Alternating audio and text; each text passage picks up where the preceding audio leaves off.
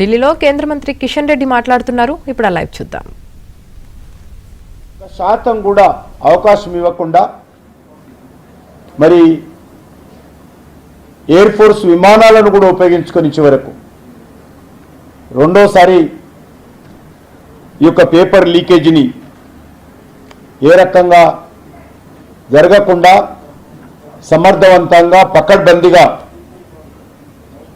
రెండోసారి పరీక్ష రాయడం జరిగింది. మరి ఈరోజు మనం చూస్తూ ఉన్నాం, విద్యార్థులు కూడా అందరూ సంతోషంగా ఉన్నారు. రెండోసారి పరీక్ష రాసినటువంటి వాళ్ళు ఎక్కడ ఏ రకమైనటువంటి పొరపాటు జరగకుండా నిర్వహించినందుకు వాళ్ళు సంతృప్తి కూడా వ్యక్తం చేసిన విషయాన్ని మనం చేస్తున్నాం.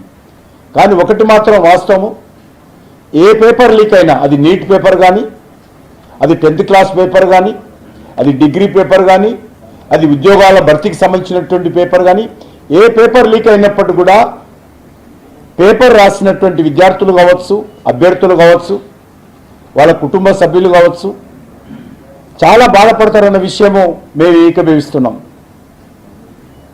తప్పకుండా పేపర్ లీకేజ్ సంబంధించినటువంటి విషయంలో ఇప్పటికే కేంద్ర ప్రభుత్వము 2024లో ఒక చట్టాన్ని తీసుకొచ్చి దాన్ని మరి ఆ రకంగా ఎవరైనా పాల్పడితే వాళ్ళు కఠినంగా శిక్ష పడే విధంగా చట్టాన్ని తీసుకొచ్చిన విషయాన్ని కూడా ఈ సందర్భంగా మనం చేస్తూ ఉన్నాం.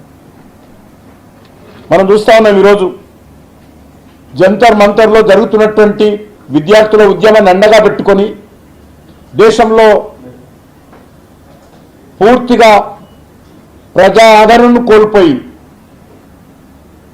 ఎక్కడ ఏ రాష్ట్రంలో కూడా అడ్రస్ లేకుండా ఓడిపోతున్నటువంటి కాంగ్రెస్ పార్టీ కానీ, కమ్యూనిస్ట్ పార్టీలు కానీ తమ రాజకీయ అస్తిత్వం కోసము విద్యార్థులను అడ్డం పెట్టుకొని రాజకీయాలు చేస్తూ ఉన్నారని మనం చేస్తూ ఉన్నాం.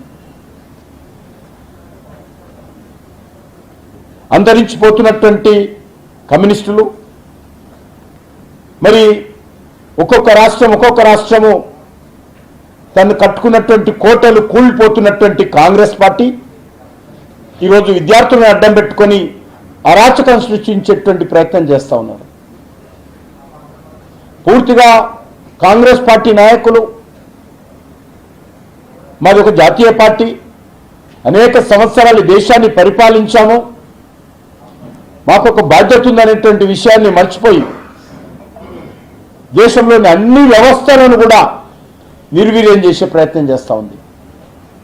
దేశంలో అన్ని వ్యవస్థలను కూడా కూల్చేటువంటి ప్రయత్నం చేస్తూ ఉంది.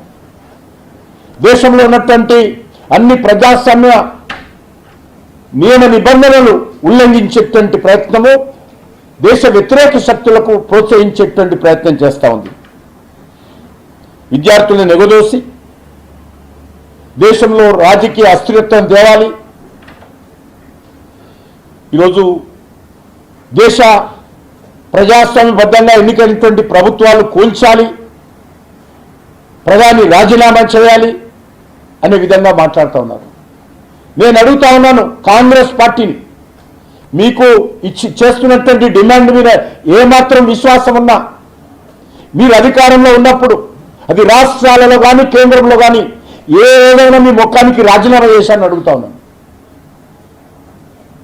మీరు అధికారం ఉన్నప్పుడు రాజీనామా చేయనటువంటి వాళ్ళు ఈరోజు రాజీనామా చేయాలని డిమాండ్ చేసేటువంటి నైతిక హక్కు కాంగ్రెస్ పార్టీకి, రాహుల్ గాంధీకి ఉందా ఈరోజు చెప్పాల్సిన అవసరం ఉంది. రేవంత్ రెడ్డికి ఉందా చెప్పాల్సినటువంటి అవసరం ఉంది. ఇప్పటికే ఈ యొక్క లీకేజ్ విషయంలో అనేక రకాల చర్యలు తీసుకోవడం జరిగింది.